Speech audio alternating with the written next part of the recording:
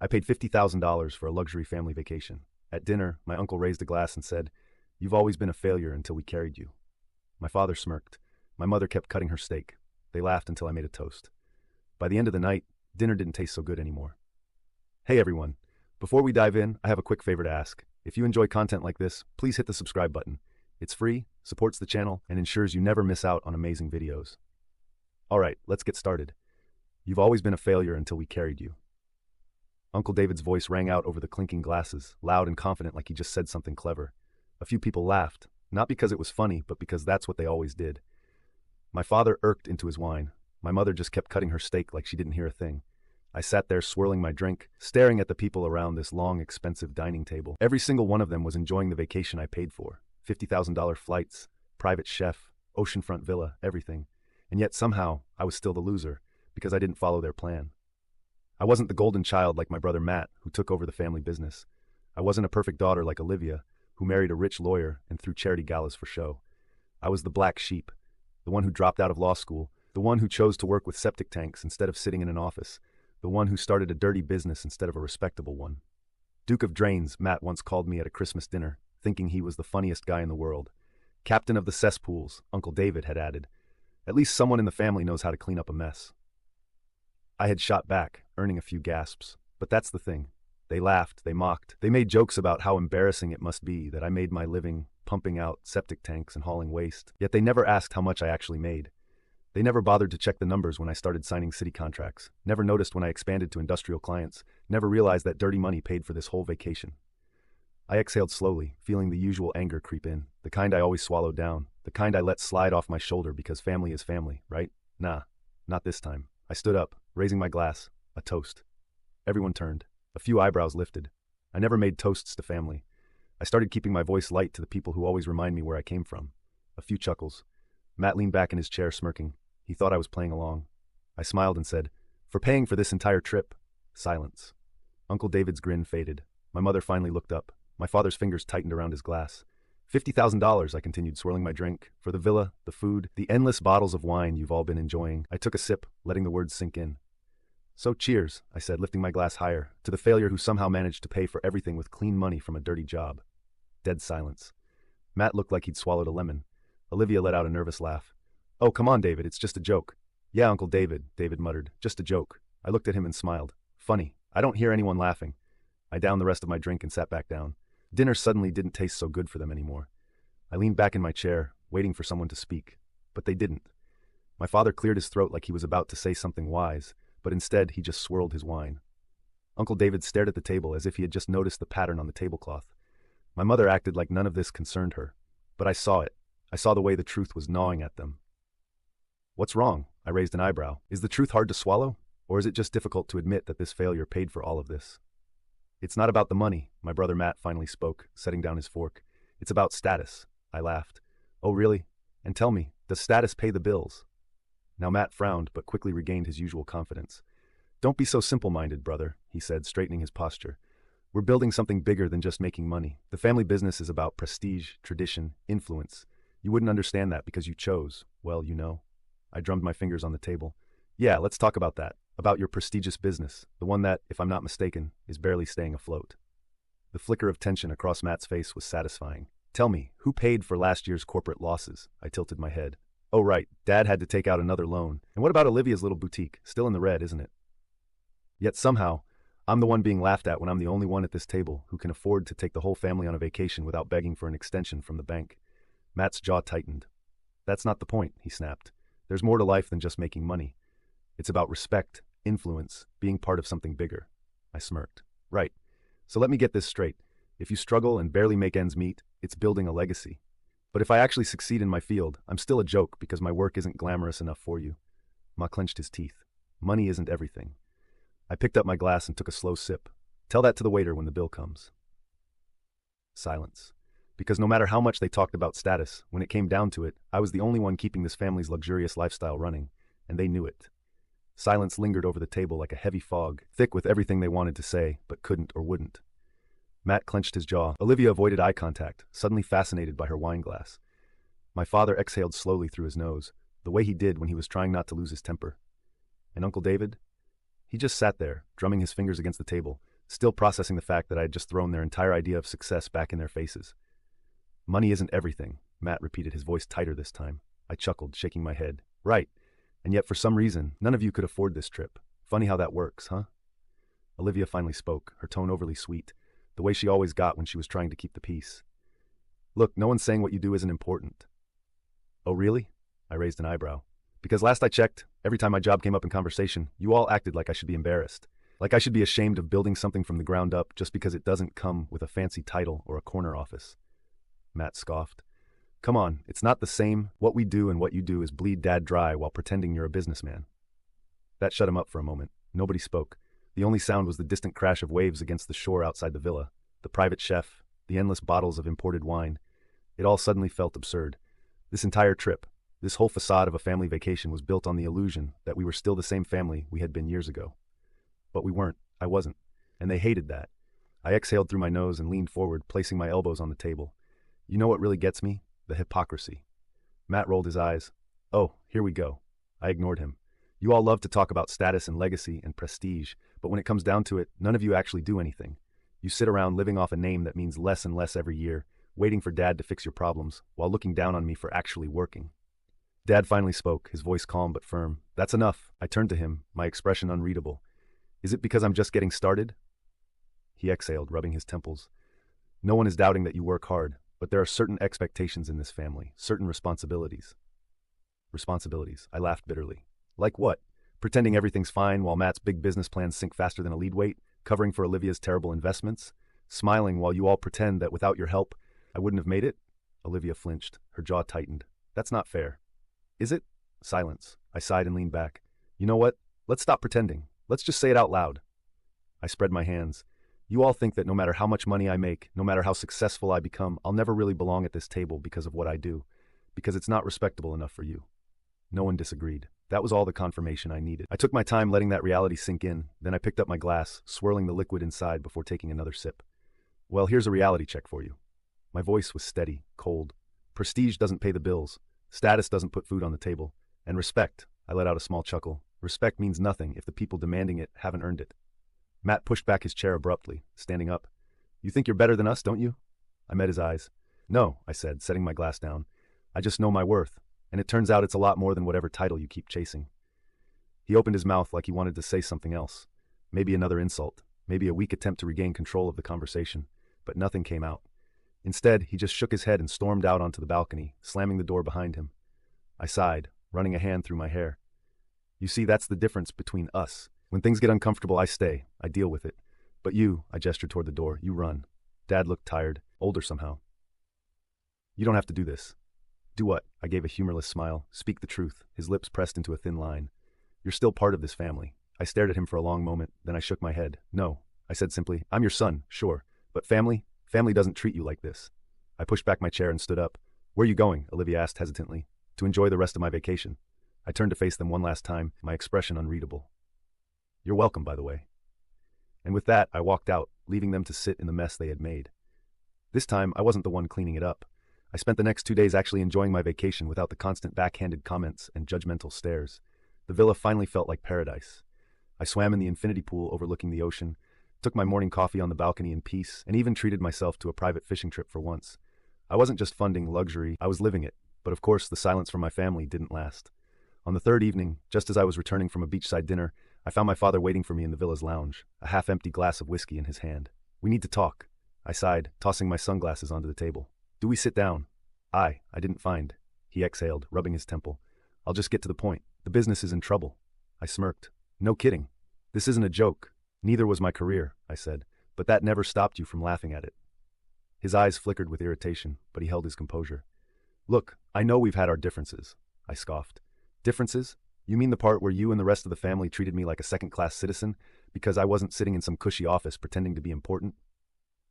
That's not fair, he said, but there was no real conviction behind it. I folded my arms. Tell me what's really going on, because if you're here alone without Matt or Olivia, it means you're desperate. And I love to hear why. He sighed again, heavier this time, and set his glass down. We're hemorrhaging money. The last few years have been rough, but now it's bad. We lost a few key investors, and Matt's last expansion attempt was a disaster. The bank won't extend another loan if we don't do something fast. The company could collapse. I let the words sink in. So that's why they needed me now. Not because they suddenly saw my worth, not because they regretted treating me like an outsider, but because their golden child, their precious legacy, had driven the business straight into the ground. And let me guess, I said, leaning against the counter, you want me to help bail you out. He didn't say anything, which was answer enough. I let out a short laugh, shaking my head. You know, Dad, it's funny, a few nights ago, you were all sitting around the dinner table, making sure I knew that no matter how much money I made, I'd never be your equal. And now here you are asking me for help. It's not just about us, he said, frustration creeping into his voice. There are employees who rely on us, families who need their paychecks. This isn't just about pride. I tilted my head. You sure about that? Because if this were only about protecting jobs, you'd have swallowed your ego and asked me for help before everything went to hell. Instead, you waited until you had no other choice. Silence. I sighed and crossed my arms. Let me guess, you don't just need cash. You need someone with actual business sense to clean up Matt's mess, right? Dad didn't answer. He didn't need to. I scoffed. Wow, so let me get this straight. I was never good enough to sit at your table as an equal, but now I'm suddenly good enough to fix all your problems? Is that it? You're still part of this family, he said, trying to sound reasonable. I laughed. That's rich. When did I become family again? The moment you needed my bank account. Dad's patience finally snapped. For God's sake, son, stop being so petty. This is about something bigger than you. I stepped closer, lowering my voice. No, Dad, this is the first time this has ever been about me.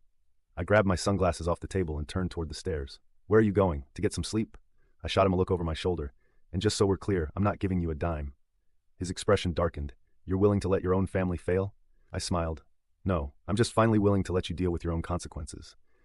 And with that, I left him standing there alone with his whiskey and his regrets. I knew my father wouldn't just let it go. Rich, powerful people never do. They don't hear the word no. They don't believe in consequences, at least not for themselves. So when I woke up the next morning to find my mother sitting on the villa's patio, sipping tea like she was waiting for me, I wasn't surprised. Good morning, darling, she said smoothly, as if last night's conversation had never happened. I grabbed a coffee from the kitchen and sat down across from her, not bothering with pleasantries. Did Dad send you? She smiled, but it didn't reach her eyes. Your father is upset. He doesn't understand why you're being so stubborn. I snorted. Oh, I don't know, Mom. Maybe it's because you've all spent years making sure I knew I wasn't good enough for this family, except now that you need my money, suddenly I'm valuable. Don't be dramatic, she said, placing her cup down gently. This is about family, about responsibility. No, this is about control. I leaned back in my chair. You don't actually care about my success, Mom. You just hate that I built something without you. Her expression hardened just for a second before she recovered. That's not true, I sighed, rubbing my temples. Mom, what do you want? We want you to be part of something bigger. She folded her hands neatly on the table. I actually laughed. You mean the failing business? The one that Matt ran into the ground? It's not failing. The bank disagrees. I shook my head, still smiling. This is unbelievable. For years you all mocked my work, and now that I'm successful, you suddenly want me to drop everything and come running back? Why? Because now I'm useful. You've always been useful, dear, she said smoothly. Just not in the right way. That one stung. She saw it in my face and pushed forward. You have potential, but you've wasted it in, she gestured vaguely. Sanitation. I clenched my jaw. You mean in running a profitable business? The one that's more successful than yours? That's not the point. Then what is the point, Mom? I leaned forward because from where I'm sitting, it looks like you and Dad don't actually care what I do, so long as it fits into your perfect little image of what success should look like. Image matters, she snapped, finally breaking her calm. This family has a legacy to protect. You don't understand how important that is. I shook my head, standing up. No, you don't understand. I don't need your approval. I never did, and I'm done playing by your rules. I turned to walk away, but her next words stopped me cold. What about Matt? I paused. She took the opportunity to keep talking. He's your brother. If the business fails, what happens to him? What happens to his kids? To Olivia? To all of us? There it was, the guilt trip. I turned back slowly. So that's it, huh? You can't convince me with insults, so now you're trying to guilt me into saving Matt? I'm asking you to do the right thing. I laughed bitterly. No, you're asking me to sacrifice myself so you don't have to deal with the mess you created. You're asking me to clean up after Matt, just like I've always had to clean up after this family. Silence. She looked at me with something almost like pity. You don't get it, do you? No matter how much money you make, no matter how successful you become, you'll never have what we have. The respect, the status. I smiled. Respect, I said slowly. You mean the kind of respect that disappears the moment the money runs out? She didn't answer. I nodded as if I had finally figured something out. See, that's the difference between us, Mom. I built something real, something that doesn't crumble the moment you take the fancy name away. I don't need your respect, and I sure as hell don't need your approval. I took one last sip of my coffee. So no, Mom, I'm not saving Matt. I'm not saving your business. I'm not saving any of you. I set the cup down on the table and turned toward the door. You want someone to clean up your mess? I glanced over my shoulder. Hire a professional. I hear sanitation pays well. And with that, I walked away, leaving my mother in stunned silence for the first time in her life.